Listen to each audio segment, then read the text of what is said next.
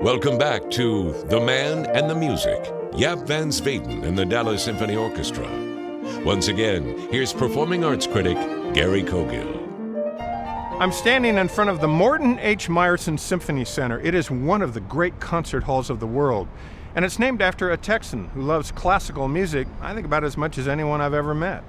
He's also a man who believes the music played inside is for everyone.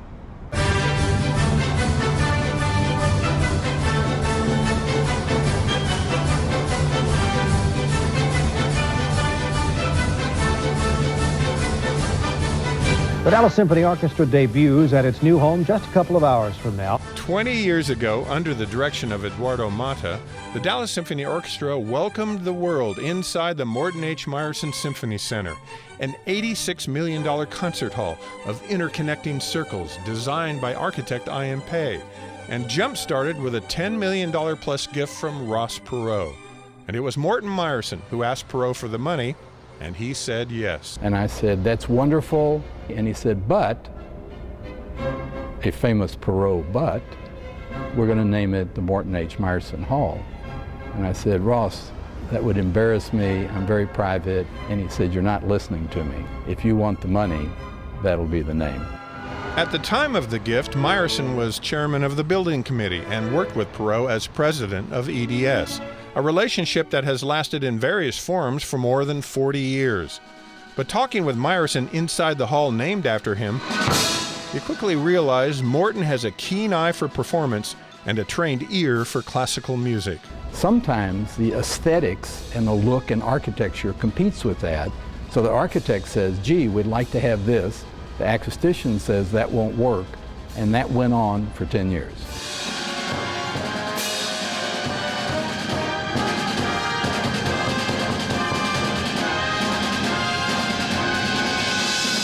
Any and all design conflicts were eventually settled, and Meyerson remembers hearing the first notes in the hall. We stood in the back of the hall. The seats were not in. It's a big empty shell. Eduardo Mata and the symphony is sitting on the stage for their first rehearsal. Never had a rehearsal. Workmen are pounding, jackhammers are going around. Mata turns around and says, "Silencio!" And everybody got quiet. And he had the first downbeat. And on the first downbeat, I heard a sound that I had never heard in a symphony hall other than Concertgebouw and the Musikverein Saal. Both are in Europe.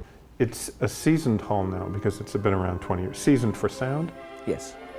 It's a hall which looks fresh, and at the same time it has this golden sound, I would say. And that's the great thing about this hall. In my opinion, the quality is just first class. You didn't cut corners? We cut a few corners, but the corners that we cut you actually can't see. I know where they are, and I don't think I want to reveal it at this late date. Is there anything you would change about the hall? No. Nothing. The design of it has held up. The acoustics are actually better. It actually feels more comfortable when you go in to listen to music. But I must say, we planned for that.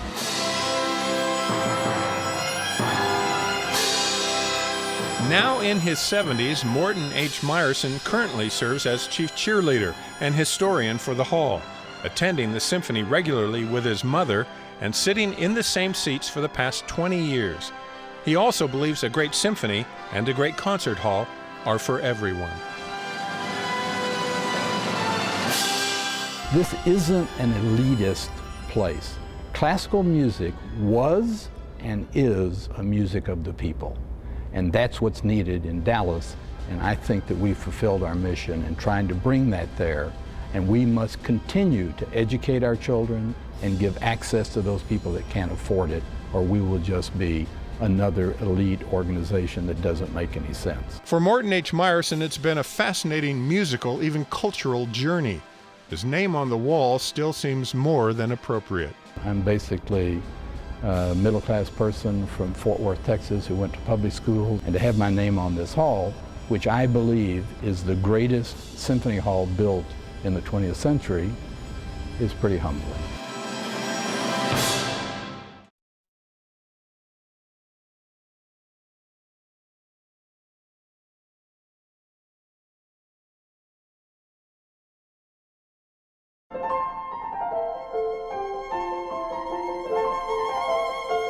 If the Dallas Symphony Orchestra is currently playing better under the direction of Jaap van Zweden, just how high can this orchestra go? I mean, I'm curious, aren't you? What do you think it sounds like at the top?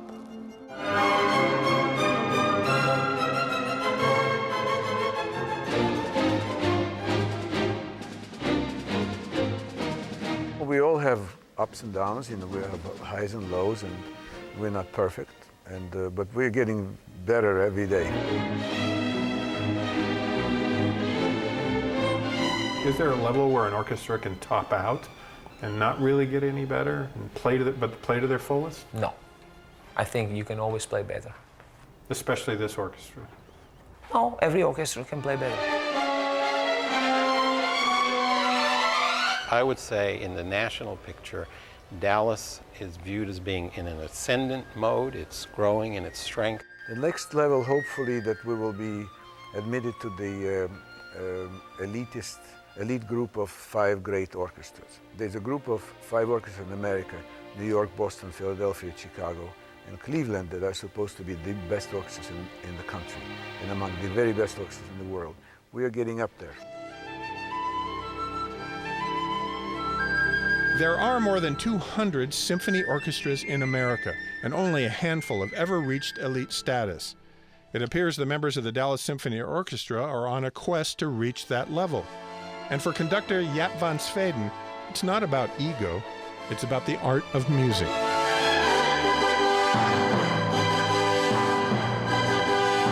To lose your ego is the highest level of art, any art. But you have to have an ego to do it, at least to have the courage to get to that point. You need to not to have the ego. That's a trap. You need to have the love for it, not the ego. Because if you don't have the love for it, the ego will be in the way.